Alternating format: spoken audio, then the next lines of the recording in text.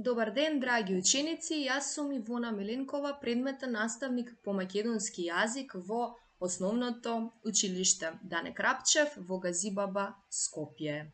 На моје голямо задоволство, денешниот час наменет за 9-то оделение ќе го посветиме на едно прекрасно дело, на некој начин едно од поомилените дела на возрастниот свет, но и задолжително дело за токму вас учениците, кое што ќе ви биде од голема полза за вашиот живот, за самите вас и за тоа можеби да се пронајдете кои сте вие.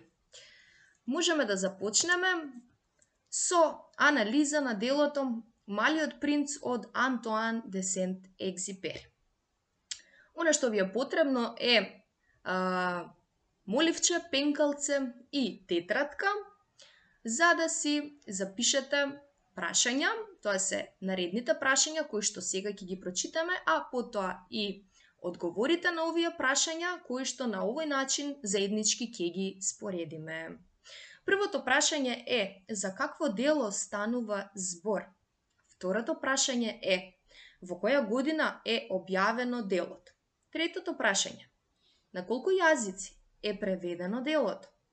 Четвртото прашање каде се одвива дејството во ова дело? И петото прашање кој е малиот принц?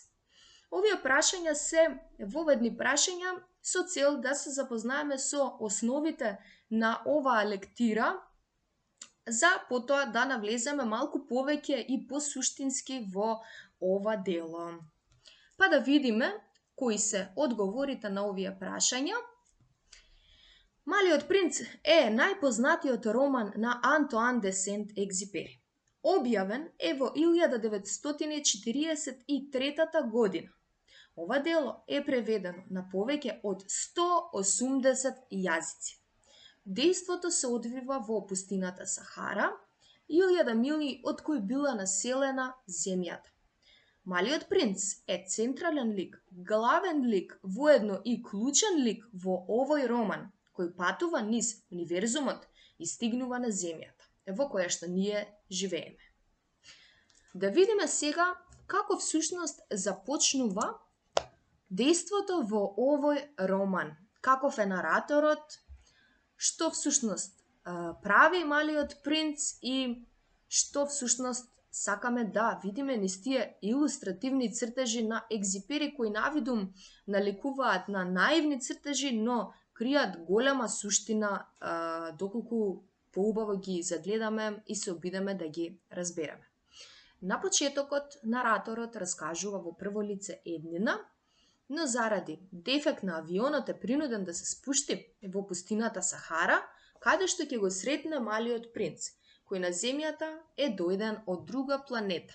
Астероидот B612. Малиот принц при прошетка на универзумот случајно се нашол на земјата во која ние живееме и низ целата книга укажува на маните и пороците на целиот свет, среќавајќи голем број на ликови, разговарајќи со нив, барајќи одговор на многу негови прашања, како и самите ние, како што ги сретнуваме тие личности во нашиот живот и како што и самите ние знаеме да се замислиме за голем број на прашања. Со многу едноставни илустративни цртежи, Екзюпери кажува многу за луѓето, поттикнува размислување за смислата на животот.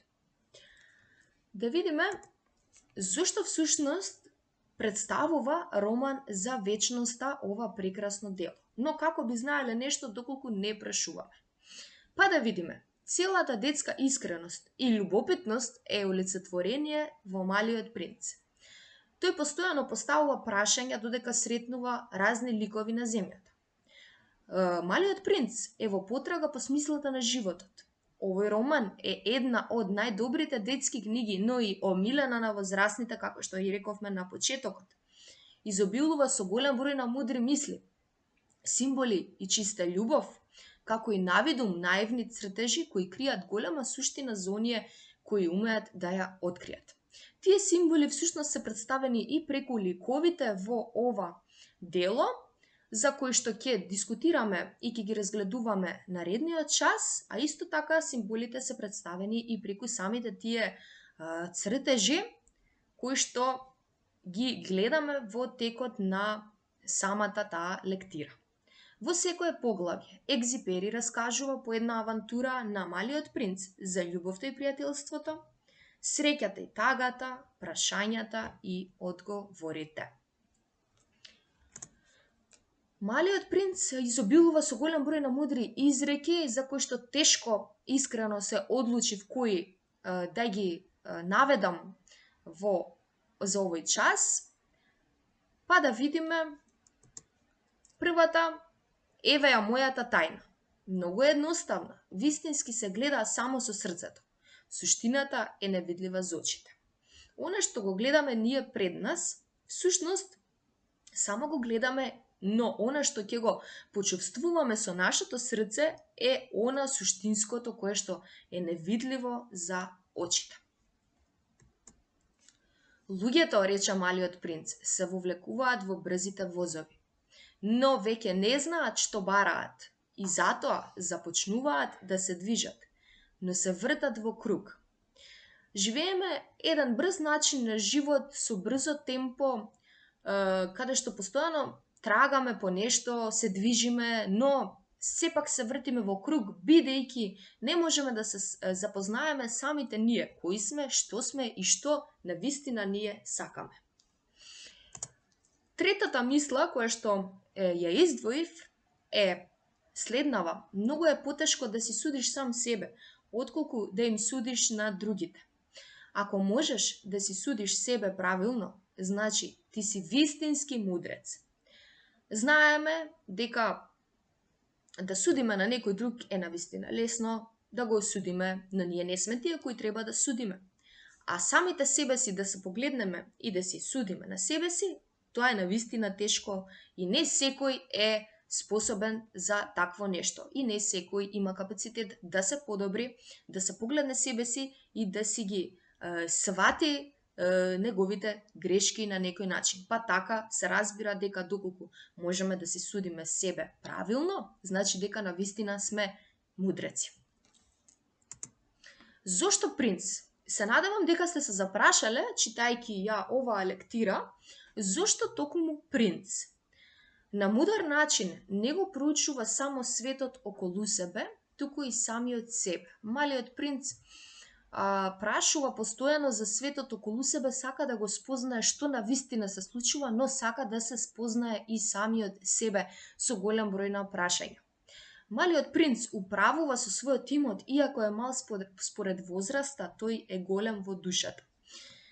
Луѓето ги гледаме по душата, се разбира, не по возраста. Ја бара смислата на животот, која не можат дури ни возрастните да се потрудат да ја побараат. Па не секој може да ја побара и да прашува и на некој начин да биде во потрага за смислата на животот. Ова дело нуди токму такви прашања за тоа кои сме ние и што навистина бараме, така што Малиот принц се разбира дека со право и секако заслужува навистина да биде наречен принц. Се надевам дека се согласуваме и дека дел од ова предавање ќе ви помогне на некој начин и за самите вас да се спознаете, да не биде само лекција, туку да биде на некој начин животна лекција, а не само лекција која што треба да се научи во училиште. И за крај, најубавите нешто во светот не можеме да ги видиме и допреме, туку само да ги почувствуваме со срцето. Навистина е тешко да издвојам порака од оваа книга, бидејќи оваа книга представува експлозија од пораки, мудри мисли и мудри цитати, па затоа еве од сите со тешки сили ја издвоив оваа, а за домашна задача имате, како што гледате тука на екранот, мудри изреки од Малиот принц, да ја дополните оваа звездана патека во шарените кругчиња со различна боичка и да ги напишете тие мудри изреки од оваа лектира кои што вие самите ќе ги најдете и вие самите ќе процените дека треба да ги напишете. Така што тоа го оставам на вас, а наредниот час ќе заеднички ќе ги прочитаме мудрите изреки од Малиот принц. Ви посакувам убав ден, да се чувате и останете во добро здравје.